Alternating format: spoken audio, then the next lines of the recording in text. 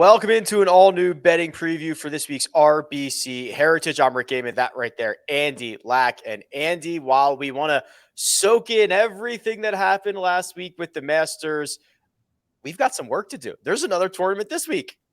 Yeah, and it's a good one too. I mean, right? It's an elevated event.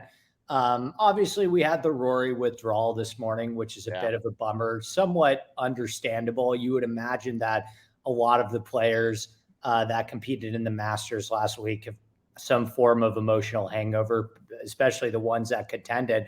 But Rahm is here, Scheffler is here, Hovland, Morikawa, all the big dogs. So I'm pretty excited, and it's at a golf course that I think neutralizes a lot of a guy like Jon Rahm, for example, his best skill set. So it's actually going to be really interesting to see how the elites perform compared to, some of the Matt Kuchars and Webb Simpsons of the world. Yeah, so two things before we jump into this. First off, so Jordan Spieth also mentioned how kind of mentally exhausted or mentally tired he was before the Masters. There's just a lot of golf being played right now, and we're not doing it anytime. We're not stopping anytime soon for the top players. I mean, there is probably, we joke about this Masters hangover, but I think it's kind of a real thing. The week after the Masters, you get another elevated event. These guys are trying to figure out how to muster the energy to get through another 4 rounds.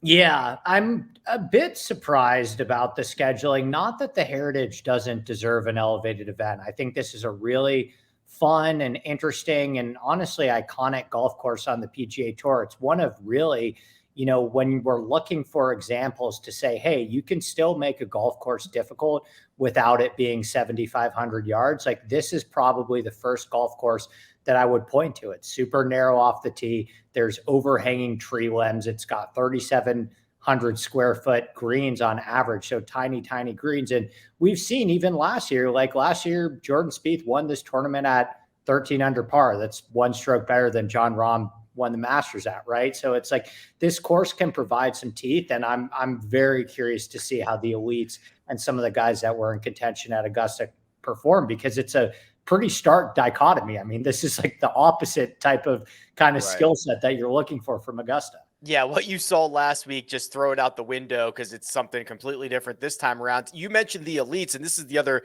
point that I had is, outside of 2020, when this was one of the first 2 or 3 events back, the elites have not really made it here very often. When you're looking through the top end of the board, yeah, Jordan Spieth has obviously played here. Patrick Cantlay has played here, but there's not a ton of experience and track records for the top tier guys. And it's going to, I wonder, Andy, if it's going to change the dynamic a little bit, because we've seen some pretty eclectic winners, some pretty long shot winners around here. And I wonder if that starts to change now that we get a big boy field.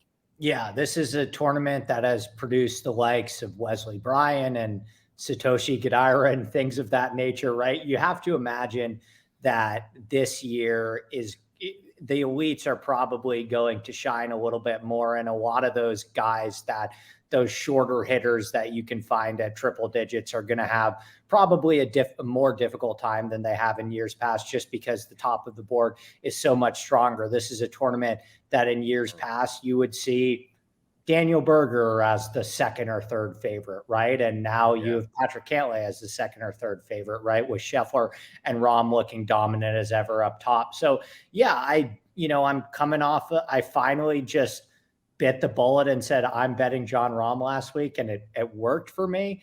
I don't know if I see myself going back to Rahm or Scheffler though. What about you in terms of like the very, very top? Yeah, so here's the odds grid from Odds Checker. So you can see Scotty Scheffler 8-1, the favorite across the board. Jon Rahm 9-1, Patrick Cantlay 12.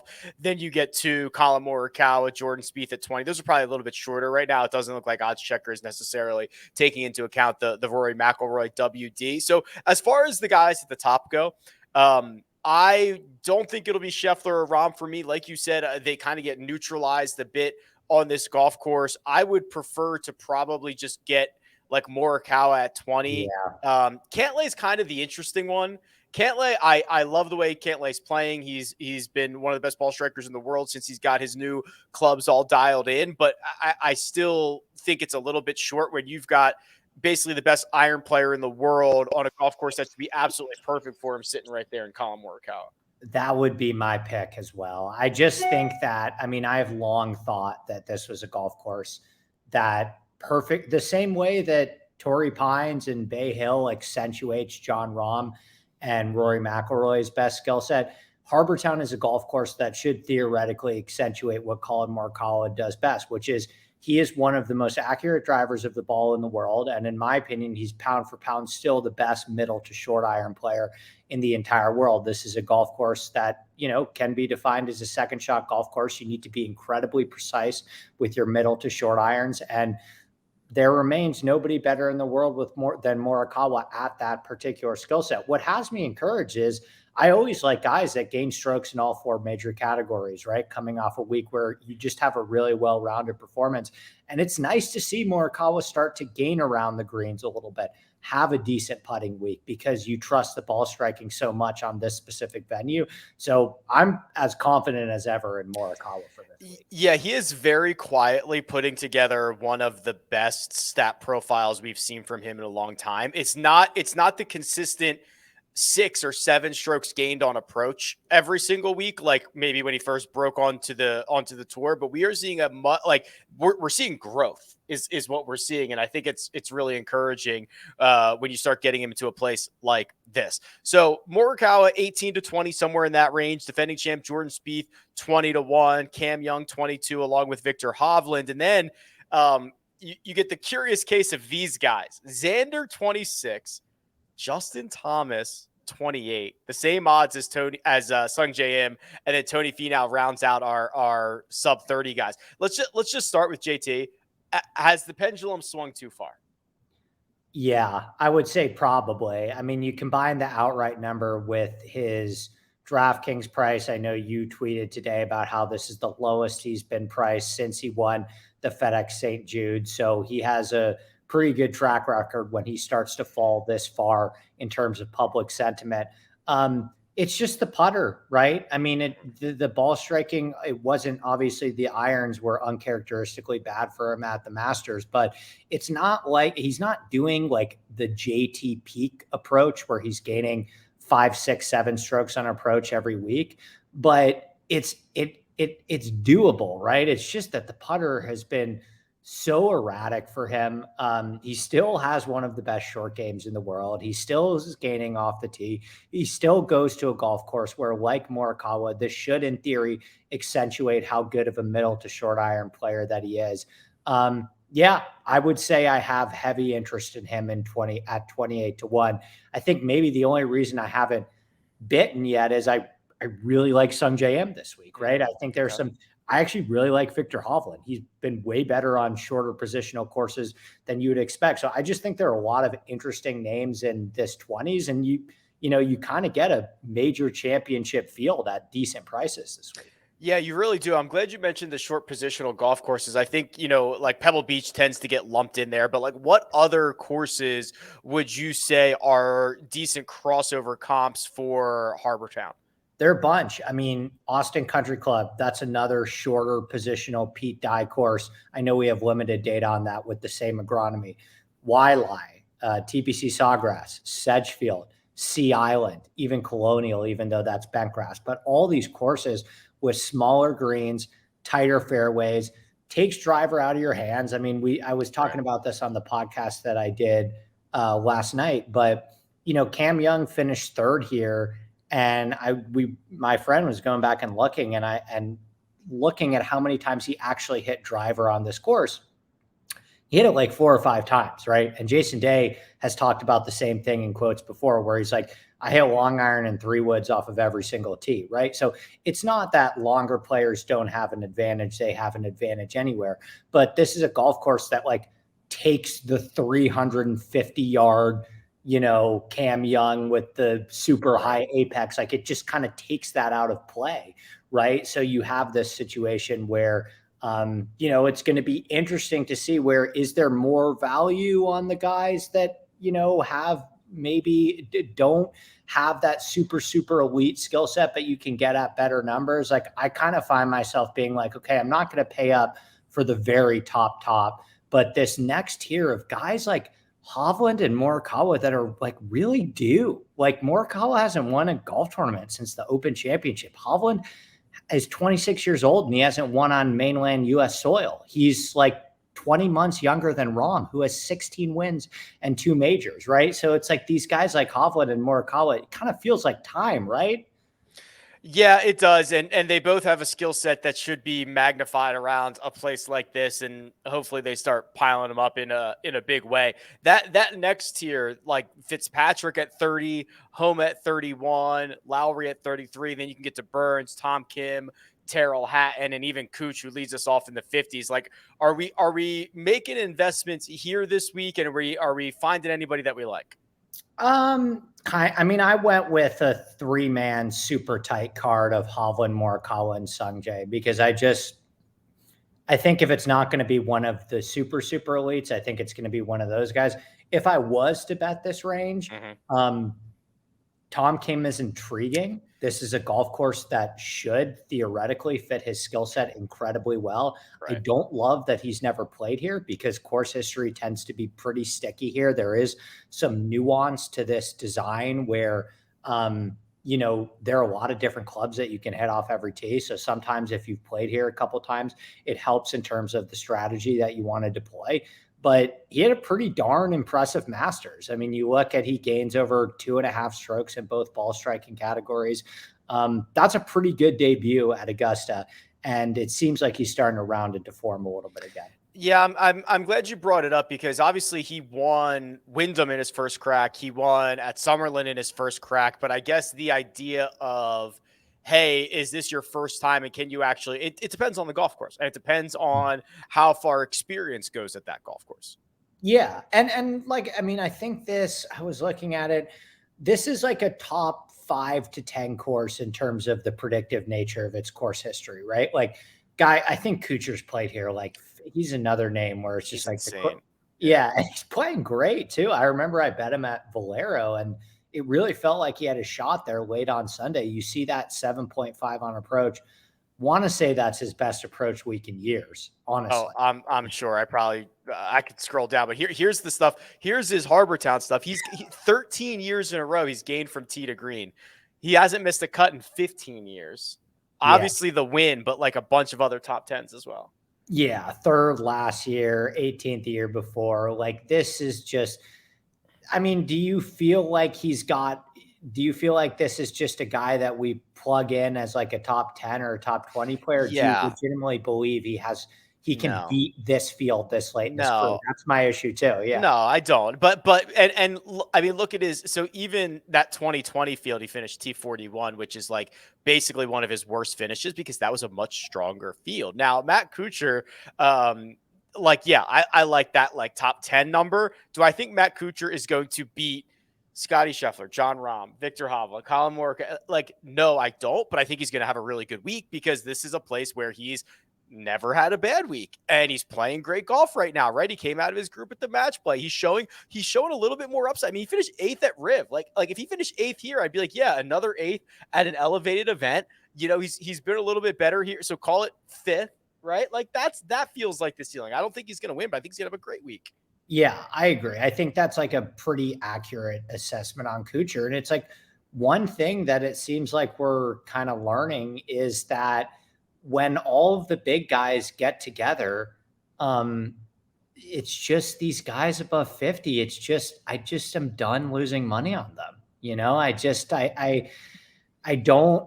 think it's all well and good in an event like the Valero Texas Open when the top of the board is like, Corey Connors and whatever, but there's something about when all of the guys get together. I mean, you look at the history of the elevated events, it's the same guy. It's the same leaderboard almost every week. I mean, I think Rahm and Scheffler have combined for 80. Has somebody won an elevated event not named Rahm or Scheffler? Yeah, there was one weird one, right? API was elevated, right? So Kitayama won that one. Kitayama was the one. Yeah. Yeah. But other than that, it's like you think about it: Phoenix, Scheffler; Genesis, Rahm; TPC Sawgrass, Scheffler; obviously the major Rahm again; Kapalua, Rahm. Yeah. So all the elements, that's just Rahm and Scheffler, right? So yeah, Rahm and Yeah, Rom Scheffler, and then I mean Sam Burns won the match play. Even that was Fair. like the wildest of ones that we've gotten, and then Kitayama. So yeah, it is. When I started betting the top of the board in these events, I started winning a lot more of these outright wagers, just because it's tough for these guys to do it. And it's not like I think some of these guys are like some of these guys are gonna have good weeks, but to win the golf tournament, it's a completely different story, right? Like Justin Rose, as short as 55-1, as long as 70. Justin Rose could have a nice week.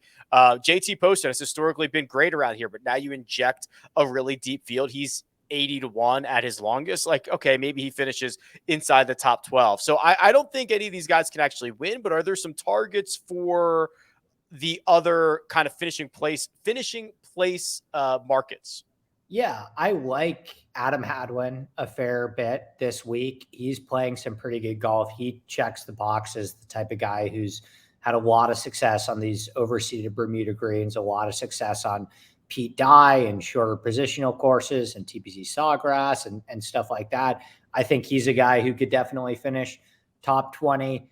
But like Harmon, Bezadenhout, like Svensson, once we get a little bit farther down, like a lot of these guys that you see perform well on these shorter courses, that stats are going to get hurt a little bit because there's going to be times where they're going to be playing Torrey Pines or Augusta, and it's going to hurt their numbers. Like I'm not, for example, Brian Harmon or Adam Svensson missing the cut at Augusta last week. Like I'm not going to kill them too heavily for that. But in terms of winning the tournament, my cutoff is like in the 30s these days. And I'm kind of starting to bite the bullet on that. And it's 1-for-1. So no reason to stop now. Yeah, certainly fair. Some of these guys are probably more accessible in the matchup market. Now, when you look at the comparing and contrasting of Augusta National and Harbor Town, are there any golfers that you think might run into a little bit of trouble this week? I off the top of my head, I think I worry a little bit about Tony Finau, who has kind of opted to never really play here, and I think there's a reason for it. I worry about like a Sahith Tagala, right? Like these guys that are a Taylor Montgomery, who are likely to like spray it and narrow their path to the top. I'll probably be getting some access against them in these matchup markets. Yeah, like I don't know. With Sahith, it's a good price in the outright betting market. I know some people jumped on that 80-1, but like it's really going, and for all of the reasons why I loved him at Augusta is why I'm not as keen on him here. Like Keegan Bradley is a more tactical golfer in terms of like the way that he hits fairways and greens, whereas Sahith is a little bit more of a roller coaster ride. This is a really tactical golf course. It's like a really like plotters, you look at some of the players' quotes and they talk about how it's like playing chess out there. I don't know if it's going to suit that kind of more wild gunslinging style that Sahith deploys. In terms of like the really elite players, I mean, just like off the hip, like what do you think Rahm's going to do this week? Yeah, so this is I don't love to get into the narrative side of things, but like the hardest tournament to play the next week after is the Masters. There are so many obligations. It's not even like I care about the win. It's just like Jon Rahm has won a major before. Jon Rahm has won big events before. I'm not worried about that. There's just a lot more there's a lot more obligations, and I do also worry that like can Jon Rahm even gain like 4 strokes off the tee here? You know what I mean? It's just it's just like play to this spot and then see how good you are. I mean, I don't know if you saw it on basically all week long at the Masters, especially on Sunday, they were showing the like, hey, here are all the drives for the day, right? And I swear every single hole on Sunday, Rahm had the longest, straightest one. And it was just like, oh, well, here he is again, just destroying this golf course with his driver. And I don't necessarily see how that is going to happen this week. I agree. I think it mitigates his biggest advantage. If you're telling me a matchup between Rahm and Scheffler, I think I would actually hammer Scheffler. I think Scheffler like looked angry. I really think that I underestimated this guy's desire to win absolutely every single tournament that he plays in, he does not strike me as a guy with a Brooks Koepka mindset. He strikes me as a guy that is walking away from the Masters thinking about, man, I hit the ball so freaking well last week and got absolutely nothing out of it. I'm going to beat everybody in the next time I have the opportunity to play golf. And we know that putter is probably going to turn around at some point. It may not be this week, but I mean, the way he's hitting the ball right now, you look at those ball striking numbers, and I mean, it's there. It's right there with Rahm, as those two are the best ball strikers in the world right now. I actually think there's a gap between third place, right? And so I think just in terms of like the mindset and the motivation, I think that Scheffler is a far better option than Rahm if they're matched up together, and that's the direction I would go. Scheffler played the worst golf he's played in like over a month, and he finished T10 at the Masters. Right. It's sick. And we've been tracking this for a long time where it's the same thing. He just is so unreal from tee to green. And if he gains a half a stroke with the putter, he wins. I think he was one of the worst, if not the worst putter of all the guys that made the cut inside 10 feet last week. Yeah. And he was like relevant on Sunday. Like he made a birdie on 10 and it was like Scheffler's within 3. And it's like, you think about how many missed 5, 6, 7 footers that he had on Thursday and Friday. So yeah, my confidence is still as high as ever in Scheffler. Like I think that Rahm and Scheffler are going to win more. I know this is not a hot take, but like Rahm and Scheffler are going to win more times this year. Yeah. Scheffler had lost like 7 strokes putting through 2 rounds, and it actually got better than that. Obviously, I mean, it's hard to get worse than that, but he made like a 40 footer, I think, on Sunday. I don't remember if it was his 3rd or 4th round, because I think he was playing both of them.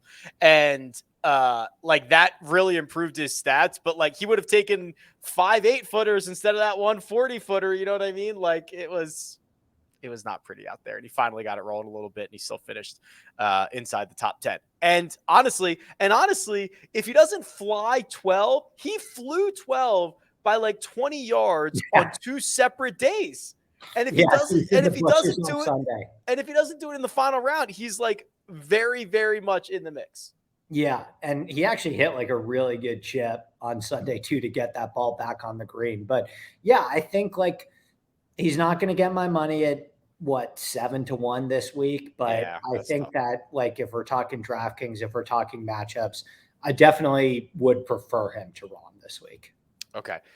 We've got a little bit more to talk about. We got to talk one and done and figure out what to do there in a week after a major championship. But first, we're going to take a quick break and hear a word from Andy's podcast.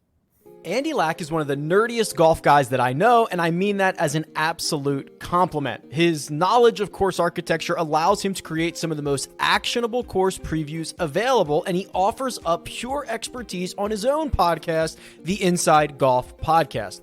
Twice a week, he offers course breakdowns, DFS, and betting strategy for every PGA Tour event, and he expands the universe by bringing on entertaining and knowledgeable guests who can offer a different viewpoint of the game that we love. Follow Inside Golf Pod on Twitter and download Inside Golf wherever you download podcasts. And we're back. Andy, this is a very interesting one and done week. Yeah. Obviously, it's an elevated event. We're at the point of the year where you might be looking at your roster and saying, "Oh, okay, I've played a lot of big names." This of the other elevated events, like this golf course might create a little bit of chaos. I mean, I'm still thinking it's one of the big boys who wins it, but like, what's our general strategy here for picking a golfer this week? I think it's like that. Well, first of all, you definitely have to start assessing where you are at in the standings and how many guys you have used. Like I keep a record, I have it up right now, of all the guys that I've used just in our 1v1. And it's like, oh, wow. Like I've actually used a lot of really good players. Like I've used Spieth, Morikawa, Cantlay, Scheffler, JT, Rory. So like it kind of, it's like, oh, wow, we're 14 events into the season. And I still have some good names yet, but we also have 3 major championships left. And how many elevated events after this one? At least the 3 majors, and then another 3 elevated events? So you get Memorial Travelers, the first 2 playoff events, and Wells Fargo. Wow. And 3 major championships, and there might be one more that I'm missing. Yeah, and the major championship purses this year are insane too. I mean, the Masters 3.5 million up top. I would imagine the US Open purse this year is pretty close to that as well, because they keep increasing that one too. I think it's like a pretty good, like if you want to play, man, I think probably like as far as I would go down is like, I don't know, Fleetwood, but like I'm probably like focusing in on like the Hovland, Cam Young, Lowry, Sungjae zone probably like is what I'm thinking about this week. Yeah, I find this very difficult. What would you think about? So I'm trying, and again, it very much depends on your position, but I'm trying to increase my chaos meter just a little, not a lot, just a little bit. Yeah. What would like Tom Kim? Yeah. I feel better for some reason, and maybe it's just name brand. I feel better about Tom Kim than I do about Kuchar, even though they're like next to each other on the odds board. But yeah, that's kind of the range as far, like I said, Fleetwood, like I mean, probably around there. I like, for example, like if you have Hovland or Cam Young left or Morikawa. Yeah, Hovland might be a good one. That's who I was thinking in ours, honestly. I hope you don't take him. No, I'm not going to take him, but I think that's a pretty... I'm surprised you haven't used him yet. Yeah, what am I waiting for? I think I just get nervous when I use him, because then it's like that I don't have him anymore. You know what I mean?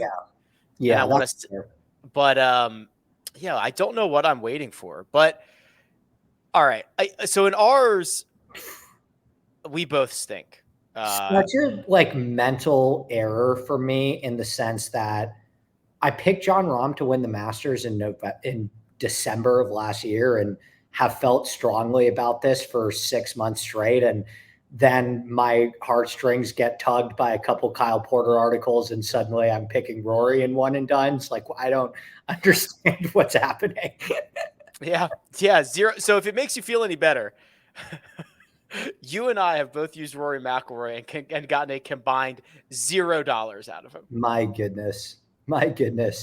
That's what a display. I had Dustin, used him at the Players, right? I used him at the Players. Yep. Yeah. I had Dustin Johnson. I got $50,000. So it's not like anything crazy happened. I'll go Tom Kim. I'll take Tom Kim. I don't know. I'm starting to get worried about. I mean, I've used a lot of guys. I've used some big names. I'm starting to get a little bit worried. I'm gonna take. I'm not gonna take my foot off the gas, but I'm just gonna like ratchet it down a little bit and take Tom Kim here. Fair enough. I will take Victor Hovland. Yeah.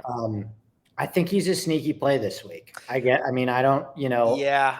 How sneaky? I don't think he's like, I don't know how low I haven't looked at ownership yet, but I'll tell you. So I think I will probably use Victor in a lot of one and dones out there this week. So here we go. So it's very early that we're doing this, but Cam Young and Patrick Cantlay, 19 and 18%, 1 and 2. Ooh. Yeah. Cantlay is going to be very, very popular. And we didn't talk about Cam Young at all. And it seems like when I was on the plane today and scrolling through Twitter, and he's on a lot of betting cards, which I don't disagree with. Obviously, third here last year. I don't find myself getting there when you stack him up against Morikawa on this. He's getting the Tesori bump. He played well here last year. Yeah, I get it. So those two are 19 and 18. Lowry 9%. Morikawa at 8, Spieth at 7, and then nobody else above 5. So Victor 4.4, Sungjae 2.9. It's a good one. If I hadn't used Sungjae in a lot of places, that's another really good one. Where are you going to use, or I don't know if you've used them, but where should the general public use Xander? So I have not used Xander. Neither have I. No. And I think you can use him at Oak Hill or LACC. Yeah. I do also think you can use him at the Memorial. And then where are they playing the playoff events this year? They're going to Memphis, which I don't love, but I do love Olympia Fields. So you'll have opportunities to use Xander. Memorial is a really good one. Yeah, I've just kind of stuck him in my back pocket and said I'll deal with this later type Yeah. of deal. Yeah. Which makes me feel fine. Okay. I think Victor's a pretty decent play in some of these large. Sung Jae's a pretty good one. I would feel really bad burning like a Scheffler. No. No need. I don't think you can. No, those guys are going to probably win more majors this year, you know? So yeah, I mean, I mean, and then I guess like, you know, the only argument against it is to say, well, why don't I just see if Scheffler can bang out another one of these wins at these elevated events, and I'll use Brooks at the next major, which is like, you know what I mean? Like now suddenly Brooks will be on everyone's radar and probably be a very popular one and done pick at For sure. Right. Very popular. But, you know, I don't think that whole different discussion, obviously, but I don't think that the one sample size that we have from the Masters just means that all of these live guys are going to contend at every major championship and make up 3 of the top 6 at the next 3 majors. Right. So, you know, it'll be interesting to see. I feel terrible that I use Rory at the Masters because I think Oak Hill is like the perfect golf course for him. And I'm going to go there tomorrow and see his locker in the locker room and just be like, you know, so anyway, yeah, Hovland's a good, like I said, Hovland, Sung Jae, you know, Fleetwood, Lowry, guys like that.